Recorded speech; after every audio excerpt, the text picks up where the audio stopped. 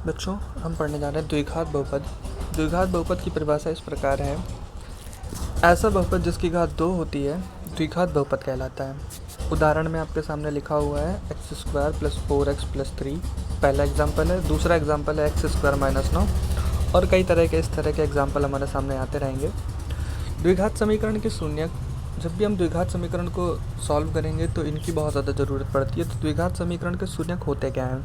जैसा कि आप देख पा रहे हैं, लिखा हुआ है x का वह मान जो बहुपद को शून्य कर दे द्विघात बहुपद का शून्य कहलाता है। और द्विघात बहुपद में इनकी संख्या 2 होती है, यानी x के 2 मान होते हैं, जिन्हें हम लोग अल्फ़ा एक ग्रीक लेटर होता है, और बीटा के द्वारा प्रदर्शित करते हैं। ये a और b जैसा दिखता है, बट थोड़ा सा उससे अलग होता है।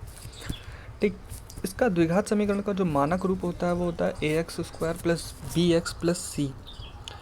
यहाँ पर जैसा आप देख रहे हैं, x² के साथ जो a लिखा हुआ है उसे हम x² का गुणांक कहते हैं, और x के साथ जो b लिखा हुआ है उसे हम लोग x का गुणांक कहते हैं, और c जो है उसे हमने अचर पद का नाम दिया है। दो फॉर्मूले भी हमारे पास आवश्यकता पड़ती है, जिसमें सबसे पहला है द्विघात समीकरण के शून्यकों का योगफल।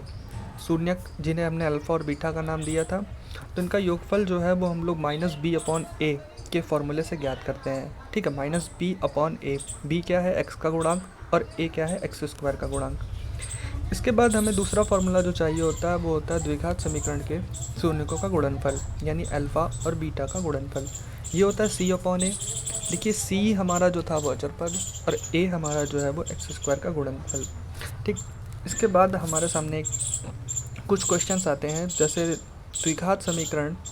द्विघात बहुपद के शून्य ज्ञात करने हैं और शून्यकों तथा उनके गुणांकों के बीच सत्यता की जांच करनी है। इसके आधार पे आपके सामने 10 सवाल दिख रहे हैं। अब इसका स्क्रीनशॉट ले लीजिए, ये आपको बाद में सॉल्व करने होंगे जब इनको एक्सप्लेन कर दिया जाएगा अभी आगे वीडियो में। इसके बाद आप देख रहे हैं कि जैसा 2.2 प्रश्नावली है एनसीईआरटी बुक की, तो उसमें भी पहला क्वेश्चन जो है उसमें भी सेम यही क्वेश्चन है, द्विघात बहुपदों के शून्य ज्ञात करने और शून्यकों और गुणांकों के बीच सत्यता की जांच करनी है। इसमें कुछ क्वेश्चंस जो हैं वो थोड़ा टिपिकल हैं, तो इन्हें पहले जो क्वेश्चंस आपको ऊपर बताए गए उन्हें करेंगे, फिर बाद में ये करेंगे तो आपको आसानी होगी। तो जैसा कि 2.2 का ही हमने पहला क्वेश्चन लिया है और हम इसे सॉल्व करने जा रहे हैं। इसमें हमें शून्य ज्ञात करने और शून्यकों के सत्यता की जांच करनी है। समीकरण हमारे सामने लिखा हुआ है x² - 2x - 8। सबसे पहले करेंगे क्या, हम इसको मानक समीकरण से तुलना करेंगे। मानक समीकरण याद होगा आपको, ऊपर बताया गया था ax² + bx + c। जैसे ही हम इससे तुलना करते हैं तो a के साथ गुणांक कुछ नहीं दिखाई दे रहा, तो हर संख्या का गुणांक 1 होता है, तो हमने a का मान जो है वो 1 ले लिया है। ठीक, b का मान हमने -2 ले रखा है, और c का मान हमने -8 रखा है।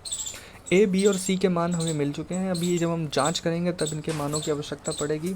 आगे हम लोग जो है वो इसका गुणनखंड विधि से पहले x के 2 मान ज्ञात कर लेते हैं। याद रखिए, x के 2 मान जो हैं वही अल्फ़ा और बीटा होते हैं। तो गुणनखंड विधि तो आपको आती होगी। इसमें आपके सामने समीकरण लिखा हुआ है x² - 2x - 8। जैसा कि देख पा रहे हैं -8 लिखा हुआ है। -8 का मतलब ये है कि हमें 8 को ऐसे गुणनखंडों में तोड़ना है जिन दोनों को आपस में घटाएंगे तो हमारे पास 2 आए। तो 4 2 जा 8, 4 दूना 8 होता है, और 4 में जब हम 2 घटाते हैं तो हमें 2 प्राप्त होता है। ठीक, तो अब हमने क्या किया है, यहाँ पर जो -2x जो था, तो हमने 2x को ब्रैकेट में लिख दिया 4 - 2। ठीक है, तो 4 में जब 2 सब्ट्रैक्ट करेंगे, यानी 4 में जब 2 घटाएंगे तो वापस से हमें 2x मिल जाएगा। तो ये गुणनखंड इसका है। सबसे पहले हमने यहाँ पर क्या किया है कि ब्रैकेट खोला है, तो ब्रैकेट खोलते समय हमें कुछ बातें ध्यान रखनी होती हैं। जैसे ब्रैकेट के बाहर अभी क्या था, माइनस का साइन था, तो जैसे ही हमने ब्रैकेट खोला तो ये समीकरण हमारा हो गया x² - 4x + 2x - 8। ब्रैकेट के बाहर माइनस का साइन था, इसलिए अंदर जो है माइनस का 2 जो दिख रहा था वो प्लस का 2 हो गया है। ठीक, फिर हम क्या करेंगे, इन्हें 2-2 के पदों में बांट लेंगे। 4 पद है हमारे सामने, और इनमें हम 2-2 के पदों में बांट कर इनमें कॉमन करेंगे। जैसे पहला जो हमारे 2 पद हैं x² - 4x, इन दोनों में जब हमने x कॉमन किया, मैक्सिमम x कॉमन मिल रहा था, तो हमारे पास बच रहा है ब्रैकेट में x - 4। अगले 2 पद 2x - 8 जो थे, तो 2x - 8 में जब हम प्लस का 2 कॉमन करते हैं तो हमारे पास ब्रैकेट में बच रहा है x - 4। ठीक, अब हम क्या कर रहे हैं कि इन दोनों में x - 4 को, क्योंकि दोनों के पास x - 4 था इसलिए हमने x - 4 को कॉमन कर लिया, तो बच रहा है हमारे अगले ब्रैकेट में ये x और ये प्लस का 2, जिसे हमने इस प्रकार से लिख दिया। गुणनखंड हमारा पूरा हो गया है। गुणनखंड पूरा होने के बाद हम इसके शून्य ज्ञात करेंगे। तो करना क्या होगा, दोनों ब्रैकेट जो हमारे आए थे उनकी बारी बारी हम 0 से तुलना करेंगे। पहला x - 4 की जब हम लोग 0 से तुलना करते हैं तो एक्स ये माइनस का 4 जब 0 की तरफ जाता है तो एक्स का मान 4 आ जाता है और इसे हमने अल्फ़ा कह दिया है। फिर एक्स प्लस 2 की जब हम 0 से तुलना करते हैं तो एक्स का मान -2 प्राप्त होता है, जिसे हमने बीटा कह दिया है। अल्फ़ा और बीटा के हमारे पास मान आ गए हैं और हमारे पास गुणांक ए बी सी के मान भी हैं। अब हम इनके सत्यता की जांच करेंगे। सत्यता की जांच में क्या करना है, सबसे पहले अल्फ़ा प्लस बीटा यानी शून्यकों को योगफल की जांच करेंगे। होता क्या है कि शून्यक के मान रखेंगे और साथ में उनके गुणांकों के मान रखेंगे, और अगर दोनों तरफ बराबर आता है तो हमारी ये जांच जो है यानी हमारा जो सोल्यूशन है वो हमारा एकदम सही है। तो सबसे पहले अल्फ़ा का मान हमें याद है 4 और -2 ऊपर लिखा हुआ है, वो रख रहे हैं हम लोग। और ए बी सी का मान आपको याद होगा, ऊपर हमने सबसे पहले सवाल शुरू करते समय निकाला था। तो अल्फ़ा और बीटा का मान जब हम 4 और -2 रखते हैं तो इनको 4 और -2 को सॉल्व करने पर 2 आता है।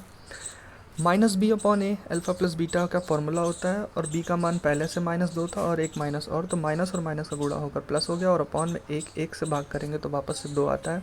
तो योगफल की जांच तो सब पूर्ण हुई। इसके बाद हम लोग गुणनफल की जांच करेंगे। तो अल्फ़ा गुणे बीटा बराबर होता है c/a।